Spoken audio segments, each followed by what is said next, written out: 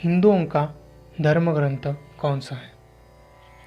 एक ऐसा प्रश्न जो कई बार पूछा गया, जिसका कई बार उत्तर भी दिया गया, लेकिन फिर भी अनुत्तरित रहा। ऐसा क्यों है कि हर बार एक ही सवाल पूछकर हिंदुओं को जाल में फंसाने की कोशिश की जाती है, और फिर हिंदू कोई धर्म नहीं बल्कि जीवन जीने का तरीका है? यह उत्तर हमारे धर्म के तथाकथित धर्म मार्तंड या धर्म महर्षि द्वारा हर बार दिया जाता है। लोग कहते हैं कि हिंदुओं का धर्म ग्रंथ है और वह है भगवद गीता। यह जवाब आपने कई बार सुना होगा, लेकिन सच कहूँ तो अष्टावक्र संहिता और उपनिषदों के सामने गीता कम पड़ने लगती है। पहले हम इतिहास के एक भाग का परिचय करेंगे। दुनिया में एकमात्र मानव निर्मित चीज़ है जो पिछले 4 से 5 हजार साल तक जिंदा है, और वह है गीज़ा के पिरामिड। गीज़ा के पिरामिड के साथ या उससे पहले का कुछ भी बनाया गया आज विलुप्त हो चुका है। इसलिए कुछ अवशेषों को छोड़कर तथाकथित नास्तिक और वैज्ञानिकों को 5000 साल पहले का कोई भी अनुभव या ज्ञात नहीं है। इतिहासकारों का कहना है कि कागज़ पर लिखने का आविष्कार 2000 साल पहले चीन में हुआ। अगर हम यह कुछ समय के लिए सच मान ले तो यह अनुमान है कि जब हिंदुओं के वेद या शास्त्र लिखे गए तो वह समय इसी अवधि के दौरान हुआ होगा। पहले तांबे के पत्रे पर या केले के पत्तों और छालों पर लिखने का प्रयोग किया जाता था। और सबसे महत्वपूर्ण बात कि इन इतिहासकारों के अनुसार हिंदू धर्म का अस्तित्व 5000 से 8000 साल पहले का है। ये वैज्ञानिक लोग सोचते हैं कि मेसोपोटामिया और मिस्र सबसे पुरानी मानव सभ्यताएं हैं, क्योंकि उन्हें कोई पूर्व ज्ञान प्राप्त नहीं है। अब बात करते हैं शास्त्रों की। मान लीजिए हमारे पास प्राचीन काल में लिखने की एक तकनीक है, लेकिन आज उसका कोई प्रमाण नहीं है। हम कहते हैं कि वेद सबसे प्राचीन ग्रंथ है। शायद इससे पहले अन्य महान ग्रंथ, विचार या विचारधाराएं मौजूद थी, फिर भी हम वेदों को शुरुआती मानते हैं।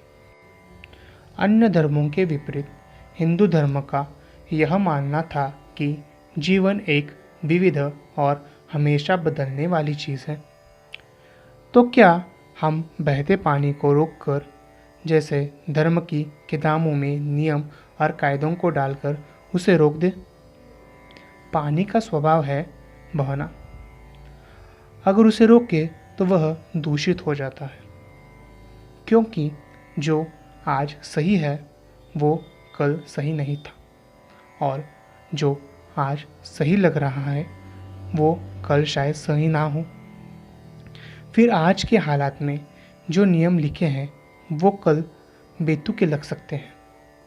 हिंदू आज तक इसी विचारधारा के साथ जी रहा है। कट्टरवाद या हिंदुत्व का मुद्दा हमारे धर्म में पिछले 1000 साल में देखा गया है, क्योंकि इससे पहले कोई दूसरा धर्म नहीं था जो हमें नष्ट करने की कोशिश करे। हमारे पहले लोग वेदों और उपनिषदों को शास्त्र मानते थे। फिर अष्टावक्र संहिता का समय आया। उसके बाद भगवान श्री कृष्ण ने भगवद गीता दी, और उसके बाद उसका अभ्यास शुरू हुआ। फिर आए भगवान बुद्ध और भगवान महावीर। उन्होंने धर्म का ज्ञान मौखिक रूप से दिया।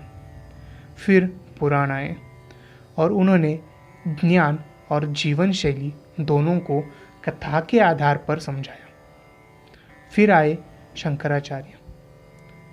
फिर जब धार्मिक हमले हुए तो संत ज्ञानेश्वर और संत तुकाराम जैसे लोगों ने ज्ञानेश्वरी और गाथा जैसे ग्रंथों को शास्त्रों के रूप में इस्तेमाल करने की सलाह दी। फिर आया आधुनिक समय।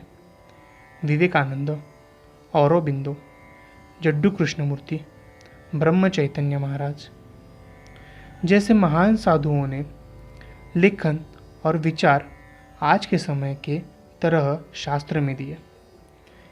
इन आधुनिक संतों की सूची में एक और नाम उल्लेखनीय है, लेकिन वर्तमान समाज उन्हें संत के रूप में नहीं देखना चाहता। वह है रजनीश ओशो। जीवन और परिवर्तन, यह दोनों एक ही सिक्के के दो पहलू हैं, लेकिन यह विचार हमारे पास अपने शास्त्रों से आया है।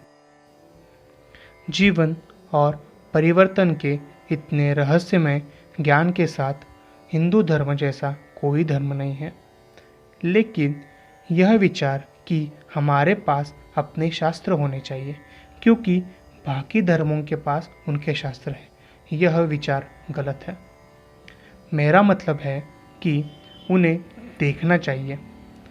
हम उस 5000 साल पुरानी गीता को एक शास्त्र कहना चाहते हैं। यह मूर्खतापूर्ण बात है। हमारा धर्म केवल जीने की एक विचारधारा नहीं रखता, अतः स्वतंत्रता की भी अलग विचारधारा रखता है। यदि आप गीता को एक शास्त्र कहना शुरू करेंगे तो शाक्य, शैव, नाथ और अन्य संप्रदायों के लोग इसका कड़ा विरोध करेंगे। इसलिए गीता निश्चित रूप से एक सर्वोच्च ग्रंथ है और कभी-कभी हमारे लोग इसे एक शास्त्र के रूप में देख सकते हैं, लेकिन यह संपूर्ण हिंदुओं के लिए नहीं है। शास्त्र की अवधारणा मौलिक रूप से गलत है। इसे हम मार्गदर्शक कह सकते हैं, नहीं तो हमारे धर्म को धराशायी होने में बिल्कुल देर नहीं लगेगी। धन्यवाद।